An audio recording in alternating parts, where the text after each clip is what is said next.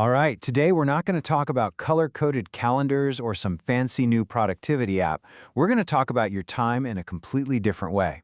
See, it's not a resource to be managed, it's a life to be lived. And it all starts with one really powerful question.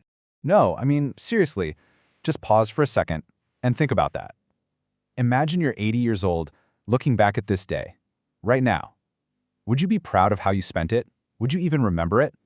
All the scrolling, the errands, the shows you watched, did any of it really matter?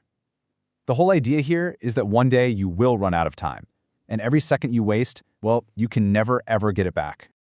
Okay, so let's dig into this by completely reframing how we even think about a day. It's not about the hours, it's about something way, way smaller. This number, 86,400, that is how many seconds you get every single day. And the argument from our source material is that we need to stop thinking in big, clunky hours and start thinking in seconds. Why? Because that's where life actually happens. The future isn't some destination we arrive at. Life is always happening right now, in this very second. And this is exactly why that shift in thinking is so critical. Wasting these seconds, these tiny little moments, on things that don't truly matter in the grand scheme of things, well, it all adds up, and it leads to the single biggest regret people have at the end of their lives.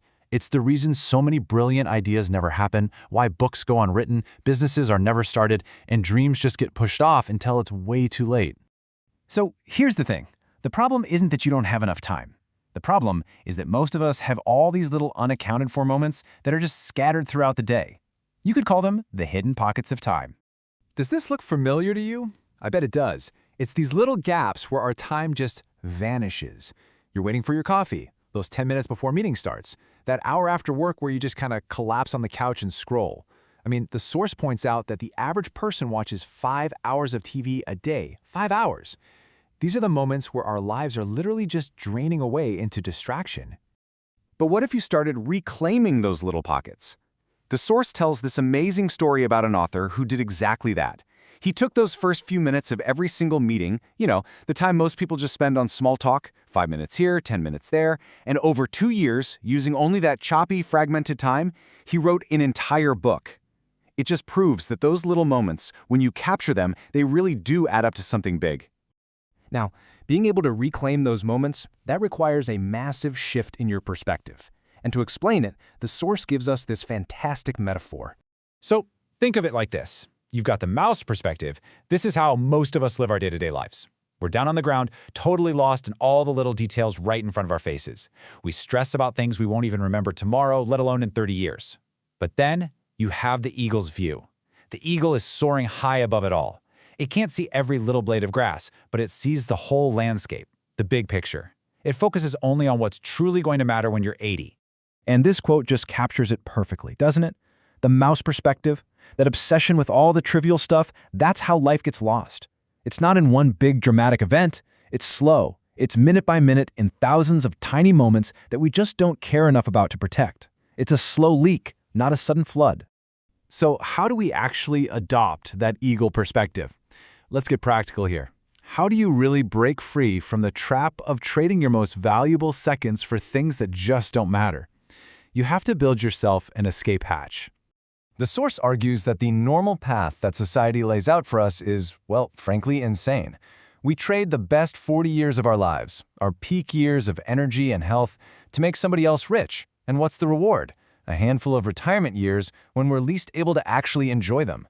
When you see it laid out like that, it's a terrible trade, but it's one that most people make without even thinking twice. So, the key to all of this, the secret ingredient, is finding leverage. As you can see, leverage is what breaks that direct link between your time and your income. It's the difference between a freelance writer getting paid one time for one article and an author who writes a book once and then gets paid for every single copy sold for years and years. It's about creating something that works for you even when you're not working. And here's the roadmap to building that leverage. It starts with number 1. You have to consciously reject that stupidest trade we just talked about. Then step 2 is about figuring out what skill you have that provides real value to other people. Number 3 is the huge mindset shift. You have to go from being a passive consumer of stuff, social media, TV, to an active creator. Use those hidden pockets of time to build something. And finally, number 4, you build systems that have leverage, a product, a book, content, a business. Something that can generate value totally independent of your direct time. This brings us to the final, and maybe the most important piece of the whole puzzle.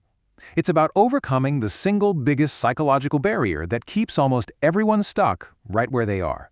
This right here, this is such a profound idea. The real danger isn't having a horrible job that you absolutely despise. No, the real danger is a job that's fine. A life that's not that bad. That comfort, that feeling of it being okay. It completely removes any urgency you might have to escape. It makes you complacent, and you just end up wasting all those precious seconds because there's no fire under you to go build that escape hatch.